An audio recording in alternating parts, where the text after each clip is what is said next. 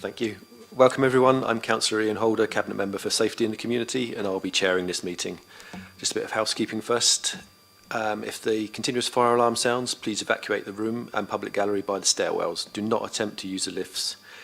Please assemble near the Queen Victoria statue in Guildhall Square. In order to comply with the Guildhall Trust's fire marshal regulations, anyone who signed in at the Guildhall reception desk should sign out when leaving the building at the end of today's meeting. Everyone speaking via microphone will be recorded and broadcast on the website, including those making deputations, although we've got no deputations today. Please can everyone use the microphones. Remember to switch them off when you're finished in order for the camera to move on to the next person. So we'll just do some introductions.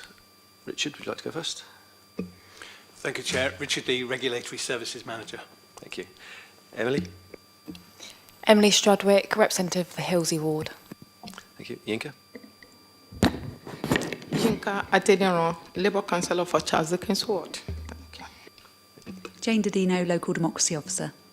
Thank you. We've had one apology for lateness from Councillor Brent, who we can just wait. It's okay. I'm just doing introductions. Would you like to do yours? Oh, apologies for lateness, Councillor Hannah Brent for Drayton and Farlington. Thank you. Thank you for waiting. That's okay.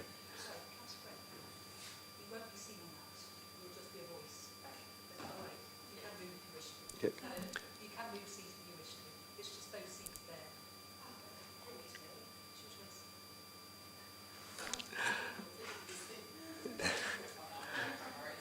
No problem. Just next thing, declarations of members' interest. Does any member have anything to declare in relation to the report? No. Thank you. So, Richard, over to you. Thank you, Chair. Good afternoon and good afternoon, members. I provided a detailed report for you. I do want to pick out some highlights, however, which will be of interest to you. The report is a sampling plan in relation to shellfish production areas within Portsmouth waters. Shellfish, bivalve mollusks, BMV. I will probably use BMV, but I might forget to do that and use shellfish instead. But BMV is the common name for the various types of species that we have within our waters. There are three recommendations set out within Section 2, and these are to recognise the importance of our work in monitoring the shellfish population and its health.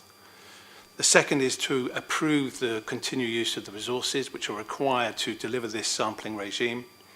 And three, to approve option 3 and the continuation of the classification regime. Some background for you, Chair. Regulatory Services is the Port Health Authority. And the Port Health Authority is the responsible / competent authority for monitoring the health of shellfish within our waters. I've already used shellfish instead of bivalve mollusks, but you'll know where I'm going with this. The results of our sampling regime are used, however, by other organisations, and I'll mention three. Southern IFCA, which is Inshore Fisheries Conservation Authority. The FSA, which is the Food Standards Agency. And CFAS, which is the Centre for Environment, Fisheries, Aquaculture Science. We sample to classify the shellfish and to dictate really how they should be treated before consumption by the public. The classifications range from an A to a C with a B and a long-term B in the centre of that. And the details of the classification process can be are set out in Section 312. But in summary, if a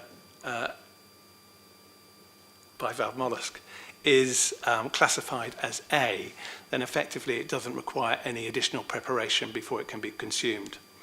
If it's classified as a C, then there is the shellfish are prohibited from being harvested by the industry. The shellfish classification therefore has a real public health significance, because once harvested, they will go into the food chain, and obviously we want to ensure that that is protected. Shellfish themselves are considered to be a high-risk food product by the Food Standards Agency. Now, we monitor and collect the shellfish on a monthly basis. And effectively, we do this by securing a procured fisherman who goes out in a boat and literally dredges the classified areas at a particular location, collects a number of shellfish, the minimum number which is specified. We then pack those off for analysis by a lab. Now, there is a requirement which is set out under regulations about the number of samples we must take within each calendar year. And we aim for 10 samples to be taken over that 12-month period. As I say, the regime is set out within the regulations, and they are very prescriptive about what we do and how we do things. As you know, I introduced myself as the Regulatory Services Manager, and everything we do within that function requires sort of formal notice and monitoring from the various legislation and those agencies which govern them. Now, the Port Health are responsible for implementing procedures in respect to the results of the sampling programme. And there are a couple of examples. We may need to apply temporary closure notices. So although the beds might be classified suitable for harvesting, if there are adverse results within any particular year, then we'll receive notification from CFAS, and they will request that we put in a temporary closure. Then we'll continue to sample those shellfish beds. Hopefully, subsequent sampling will demonstrate that the situation has been resolved or improved, and then we can reopen the beds. Also, the sampling obviously dictates those classifications which I've said. So after each year, we are notified of the classification, and then we need to let the fishing community know of those classifications. We can let them know, but they are formally set out within the CFAS pages on the website. So this is publicly available information. Now, it's really important for us as a local authority to consider the value of the work that we do. It's difficult to calculate the actual value of the product which is being harvested, but we've tried to do some calculations. We have a roughly 50 registered local fishermen, and we believe that they harvest around about 70 tonnes of bivalve molluscs each year. And when we've done some calculation about the sort of shop value of those products, and we estimate very roughly that it might be up to £750,000, £750,000. As I say, CFAS will dictate the classification, but they also dictate where we monitor the shellfish within our harbours. And they do this by analysing pollution sources that fall within both Langstone and Portsmouth Harbour. Now, there are many different types of pollution sources. Commonly, the public will be aware of CSOs, combined sewage overflow releases, but there are many other agricultural releases. And of course, our harbours aren't subject only to the immediate waters that flow into them and the contaminants that flow into them, but they're within a wider catchment area which is inland. So CFAS carry out a sanitary survey periodically, and that survey dictates where the quality of the water is likely to be at its worst. And that is the location they recommend that we sample or collect the shellfish. And that's called the recommended monitoring point. The sampling areas have been listed within the report in Table 1, and there are maps which are on the CFAS website, and they are within Appendix 1. Now, the cost of sampling is set out within Table 2, and it is a consideration, of course, the cost to the local authority, and we estimate that the annual cost of completing this sampling regime is £37,000. Within Section 5, I've set out the 3 options for consideration this afternoon. Option 1 is to no longer to support the classification regime. Now, there's some pros and cons with each option. In Option 1, if we were to discontinue the classification process, that would mean that the beds become declassified, and therefore the industry would no longer be able to to harvest bivalve molluscs within our harbour. So no fishing for the commercial use regarding the species which we've identified. This, of course, would result in a saving to the authority of £37,000. It may also allow the shellfish population to recover, and there is a benefit by having bivalve molluscs within our harbours as they filter water and improve air quality. However, if we declassify, it could lead to illegal fishing and therefore products entering the food chain which we don't know their classification and their quality. Option 2, again, there's some pros and cons. This is to reduce the sampling regime. As I say, we go out 12 months of the year. The reason for that is we know that there are occasionally problems. We may have the lab telling us that the samples are unfit for analysis for any particular reason. Could be a temperature variation. As I say, very strict procedures as to the quality of the fish when it's received by the lab. We may have breakdowns in terms of the vessel that we procure, or it may be down to bad weather. We do sample even in the winter, obviously, every 12 months. So if we were to reduce that to, say, 10 samples, it would provide a small saving of around about £2,500. But again, if any of those problems occurred, would fall below the minimum requirement. And even if we had secured 6, 7, 8, that would be insufficient for the classification process. We also utilise our fishermen to collect water samples within our harbours, which helps us determine the quality of the water. We do that in line with the bathing water classification. So it's a nice add-on for the regime, and we utilise the fisherman because he's in our harbours, and we ask him to take those samples for our purposes. Option 3 is no change to the process. If there was to be a change to the classification process, then as set out within Section 8, that may require consultation with interested parties, and all the interested parties are listed within Section 6, And as alluded to within Section 8, it may lead to a legal challenge in regards to the activities that we are or are not undertaking. So in summary, shellfish harvesting is really a public health issue in terms of the quality, and it requires specific controls and regulations which we have to adhere to. Shellfish are a high-risk food group as dictated by the Food Standards Agency. Testing supports the local industry and allows them to enter the harbours and to harvest. Real conditions around that, I've got to add some caveats. Southern IFCA have bylaws about when the beds can be open, etc. and so on. So there is that partnership working.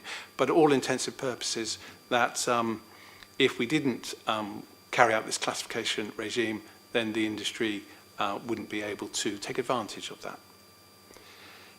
Our joint working obviously promotes the working relationships, and it's a close working relationships between those three agencies I mentioned. And it helps us have a better understanding of the quality of the environment of the two harbours, and helps us to provide a narrative with regards to stock levels of bivalve molluscs, and seeks to have a positive process in regards to how we can protect those environments moving forward.